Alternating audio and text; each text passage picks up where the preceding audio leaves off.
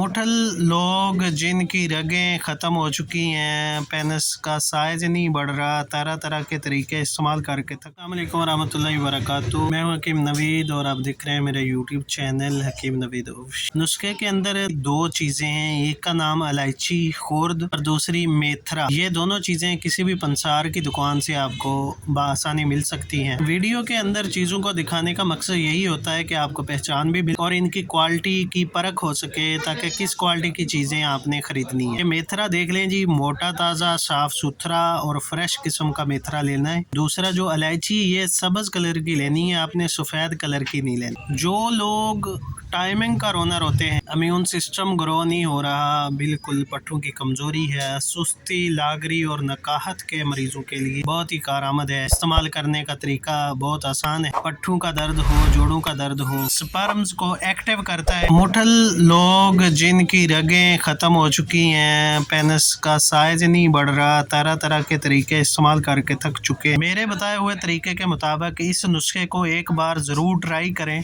10 दाने इलायची के लें, आधा चम्मच मेथरे का लेकर इसको बारीक करके नीम गर्म दूध के साथ रोज़ाना शाम को इस्तेमाल करें। के पट्ठों में कमज़ोरी है, उज़्व फरबा नहीं हो रहा, मोटा नहीं हो रहा, लंबा नहीं हो रहा, तरह तरह के नुस्खे इस्तेमाल करके थक चुके हैं। मनी को साफ़ करता है, मनी को गाढ़ा करता है, उसकी प्रोडक्शन बढ़ाता है, सेल्स को एक्टिव करता है। मर्दाना कमज़ोरी का रोने वाले लोग इस नुस्खे को ज़रूर ट्राई करें।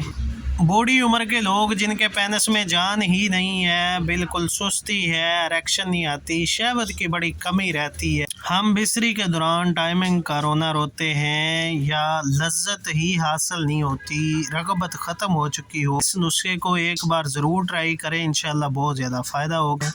इस्तेमाल करके फ़ायदा उठाएँ। मिलते हैं नेक्स्ट वीडियो में। अल्लाह हाफिज़।